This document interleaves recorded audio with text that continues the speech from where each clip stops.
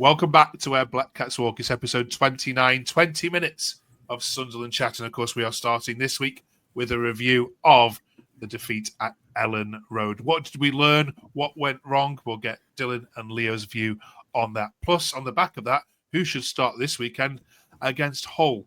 Who deserves to be promoted? And our final discussion this week is we're looking back at some of the worst ever kits for Sunderland. But we've got to start, gentlemen, with a bit of a sickener. Played so well for large parts of that game. Dylan, what ultimately was the difference between you and Leeds? I think most people would agree that the difference in the end, the game was decided by Daniel Farke's ability to make really good tactical substitutions at a key part of the game. Obviously, he's put Strauch and Rothwell on at the same time, and then the game's ended. Strauch's got a brace, and Rothwell's got himself 2 assists. And you compare that to us bringing Ian Paveda on with 5 minutes to go when it's already 1-1. I suppose it just shows that that substitutions can decide games in decisive moments, and that's something that we've all season been a bit sceptical of with our coaching team. But at the end of the day, they're one of, if not the best team in the league, and they showed that. And that's the sort of performance that leads to winning titles, when you can sort of be peppered at times in the game. They had a lot of the ball, but they didn't make too many clear-cut chances early on, and then they've just managed to dig deep and find a way to get the 2 goals, and fair play to them. Yeah. Some people are suggesting, Dylan, that actually Labree's subs were quite poor. Would have preferred Brown to come on instead. People saying probably had offers nothings and should have had Mayenda on the wide right and left Isidore on. Do you agree with those kind of views? Yeah, I mean, obviously Isidore's our main source of goals at the moment, so I see why anyone would want him to stay on the pitch for as long as humanly possible. I don't know whether it was tactical or whether he was a bit tired. To be fair, until we first started making the subs, I think almost all of our players looked absolutely knackered. Rigg especially, who obviously came off. So yeah, for me it was just you've got Romain Mundle sat there on the bench. I don't know if it was a tactical decision that'll bring him on, or if he was just not fit enough to play. But if he's not fit enough to come on, then you shouldn't have him on the bench in the first place. I think Samed had to come on because Joe, being on a booking, can't really put himself about as much. So we brought Samed in to be another physical presence and try and sort of control the game a bit. But then we actually found himself playing further forward as front 2 at times, which I've never thought I'd ever see. So it was just really confusing. Overall, our subs, I didn't really get it. I don't know what Leo thinks. Yeah, I think what you said about Sheffield's subs was great. I think Rothwell and Strauch, as soon as I saw them come on, Rothwell's always causes trouble. He causes trouble for Southampton last season. So I wasn't the biggest fan of seeing him come on the pitch, and that's the reason why he's just shown it. I can't help but feel that Patterson's a little bit at fault for the second goal. Especially, you can argue the first one as well, but I think especially the second one, as he does make the decision to come for the ball and completely misses it. But in terms of the subs on our team, I do think Isidore should have stayed on. I wanted Mayenda out wide for Roberts. I was saying that during the game. Like Dylan says, I'm starting to lose the faith that I've got in Paveda and Samed to produce something. They've only got a few more games for me before we got to start making a judgment and saying they're not good enough. Yeah, I'd agree. I think Paveda, I lost my patience with Paveda with that slip against Borough, and every time he's come on now, I think my head's gone into my hands.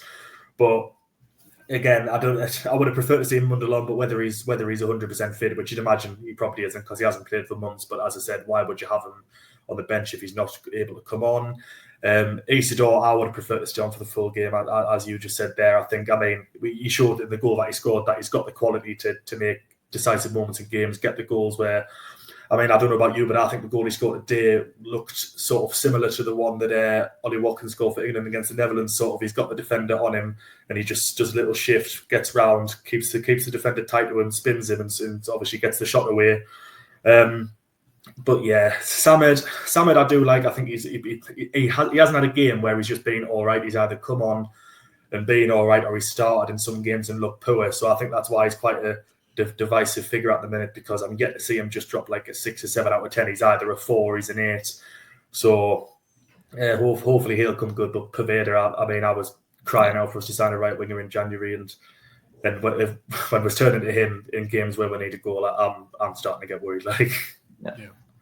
Can I ask you about Isidore? And was Isidore, was he too honest in the opportunity where he could have gone down, possibly got the defender sent off as well, or do you see a different view of it where you're actually glad he stayed on his feet? Oh, what, for the goal itself? Well, go on now. So when 09, I don't know what he was doing on top of Melia, but and then Rodens came in and pushed 09 over. First of all, that's could possibly be given a yellow, depending on how a ref will look at it, just a push onto the ground. And sometimes it is, sometimes it isn't. And then Isidore is the one who initiates bringing the heads together, and he gets his yellow, which is fair enough. But when Roden makes that movement towards it, added on to the fact he's just shoved our player on the ground, I'm not saying our players are innocent, but I feel like that is enough to warrant a red, even if he doesn't go down.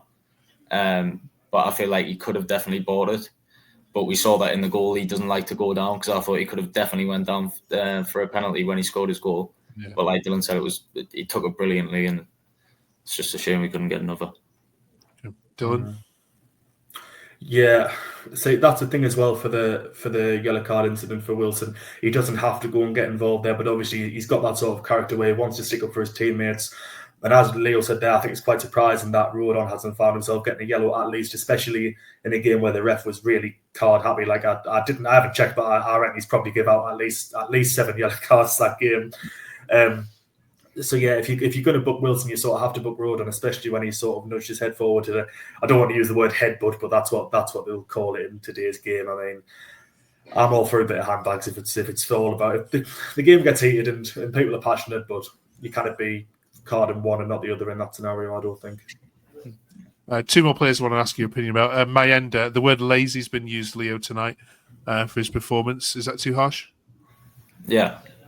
The reason I want him to come on the field is because of the energy he brings. I feel like there was just parts today, especially near the end, where our whole team looked like that. And you're not going to go running around like a headless chicken chasing after the whole back four if the rest of your team's 20 yards behind you and sitting back. I feel like he kind of just took on that attitude that the team had for the last 10 minutes, especially. But any other game, he's one of the most energetic. He's one of the ones where maybe if we are playing a bit more defensive, he can just get sent over the top and he can get in behind. So I feel like those comments are a bit, maybe just a bit reactionary. Yeah. Fair dues. I'm inclined to agree with Leo there. I think especially because I'm sure we've said in recent weeks, Mayenda's always at his best when he's got someone like Isidore to play off. And sort of when Isidore's come off at the same time as Mayenda going on, he didn't really have anybody to link up with. I mean, there was a time a bit later in the game where he has made one of those pressing runs and he's got the ball sort of on the right-hand side, far up, and he has to slow the play down because there's nobody there supporting him. There's no out ball, and he's ended up having to pass it back to Hume, who's given the ball away, and we're nearly conceded from that. But yeah, I think it would be unfair to call him lazy. He was only on the pitch for 15 minutes tops, and there wasn't really much support from high up in the pitch. But I do, when he does play, I prefer to have him alongside Isidore instead of playing instead of him. And finally on Lefay, Dylan, I mean, again, we've talked so many times already on the last couple of weeks about him being central, and that's where he's best at. How do you rate his performance? Yeah, he was good. A lot of good touches. Always never afraid to try and take players on. Always looking for the sort of incisive passes to get us further forward. In a game that's a bit more sort of end to end, in this you can't really expect one player. He is a luxury player, I would say, but he's also got the work ethic to sort of drive the team forward. But when they're playing out of position and there not being much else going forward, especially after Isidore went off, he couldn't. This wasn't the sort of game where he can carry the team on his back like he sort of did against Luton before getting his goal. So there was times when he looked a bit quieter, but he's just that was a quieter performance from him, but it was far from quiet. He's the best player we've got in the squad by far. Okay. Do drop us a like and do drop us a subscribe if you've just come across the channel. I appreciate that. There's lots of other Sunderland content out there, but this is 20 minutes a week reviewing every single game with a whole host of Sunderland fans. Let's move on from Leeds a second, then shall we? Leo, there's lots of chat about who deserves to go up, and now that you've played Leeds and Burnley and Sheffield United recently, for you, in terms of football, who of those three deserves to go up for you? I think the top two by far is us and Leeds. If you're talking the football that we actually play, how entertaining it is to watch, or just how much enjoyment you get as a neutral, even watching us. I'll enjoy watching Leeds and Sheffield United as a neutral next week, and I can tell you right now that Leeds will play the better football, and I think that we would if we come up against Sheffield United next week as well. I think in terms of the third one, if I would honestly say I wouldn't want neither of the other two to come up based on the football they play. I would much prefer, honestly, in Middlesbrough, I would rather get the derbies in terms of the football they play, but being deserved of just grinding out results and not losing basically any games, especially for that first part of the season. I think it's Sheffield United over Burnley. Okay. Dylan, can you understand when people say, look, Burnley don't deserve to go up because they're dull, Sheffield United don't deserve to go up because they're lucky? And actually, we have asked nearly every single club now, and nearly all of them, apart from Middlesbrough, said we'd rather see Leeds and Sunderland go up because you play decent football.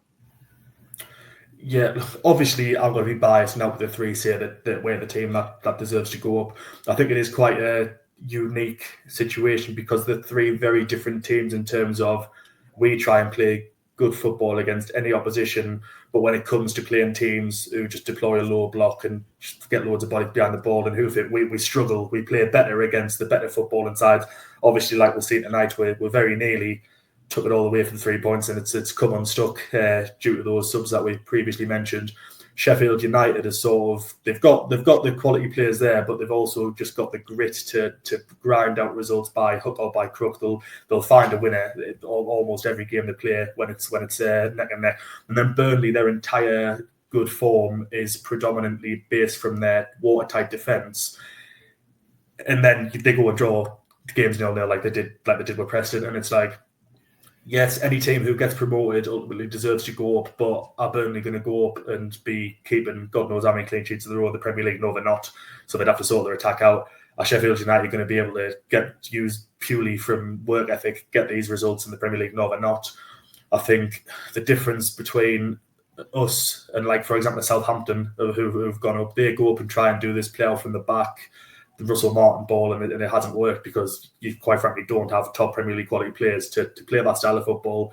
Whereas we showed tonight we can play games where, we concede possession, but when we've got the ball, we can be more effective and more decisive than most other teams. So yeah, everyone's going to have their own opinions, but I think if it's purely, as Leo said, if you're talking purely from style of play and football and quality, we've got to be the team that goes up. Okay, all right. Thank you very much, both of you. As a bit of fun to end this week, we've been looking back, of course, at the worst ever Sunderland sides in the last couple of weeks. So go back and watch some videos that we've previously done on that. This week, to finish it off, we are looking at the worst ever Sunderland kits. We've been sent a few bad ones in. Let you get your views on this one. I think this one wins it. Personally, Dylan, this is a stinker, isn't it?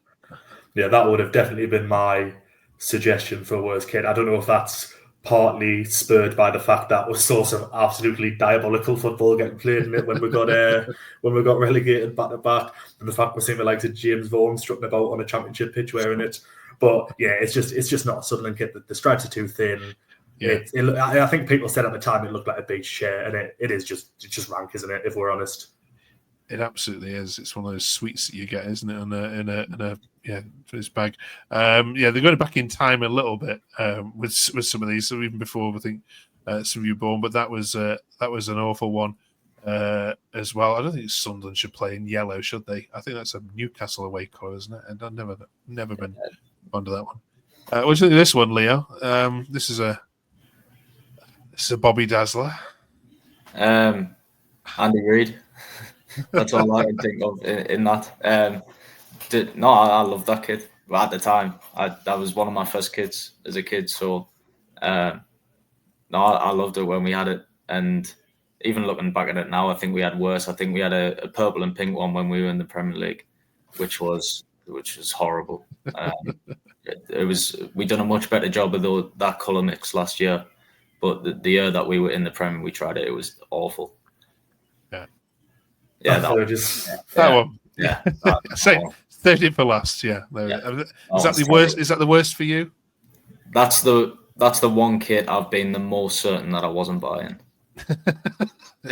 Have we missed any? Either of you got any more to add to the list? Obviously, you will hopefully let us know in the comments if we have. There was that one that's like, it wasn't even particularly that bad. I think it was the same championship season as the beach chair one. It was just plain light blue. Yeah. They just got some random gadget to model it, and it was just the most boring top I've ever seen in my life. We had a third kit that season, which was like a black and grey with like a yellow trim that we wore Preston away. I think that was the only match we wore it, and that would have been a much better away kick. I thought that was lovely, but that blue top was just rubbish.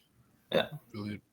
Right, as I said, let us know in the comments if we have missed any. Thank you very much, you two, for joining us straight after a disappointment result like that. We're bouncing back against Hull. Who starts against Hull for you? Any changes need to be made, Dylan? See, I don't know. Like you normally, I'd be inclined to say put Methven back in, but Ballard hasn't done anything to warrant getting dropped. Depending on how fit Remain Mundell is come that time, I would love to see him back on the side, and then we might get the chance to finally see Lefay central. I think Chris Rigg is probably due a rest. He looked knackered today, and I think we're seeing the same thing that happened with Job last season and what happened with Callum Doyle in League One when he was only 17.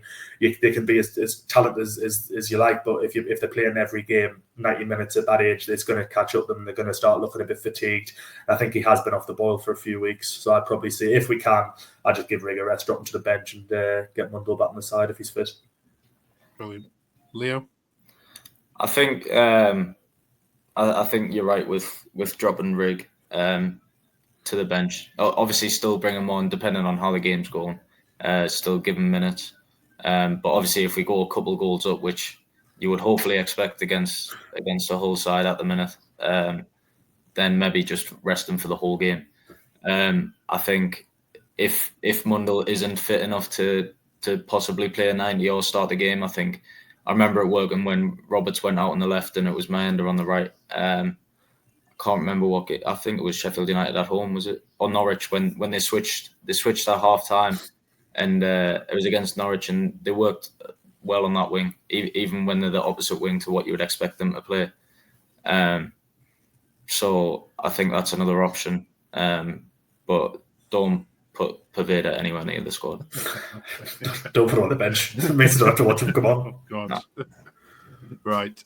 We'll catch you, of course, next week to review that game with us. Join us next week for that. Thank you, Dylan. Thank you, Leo. And thank you very much for watching. 20 minutes of Sunderland chat every single week. Do join us and drop us a subscribe so you get your notifications. See you next week.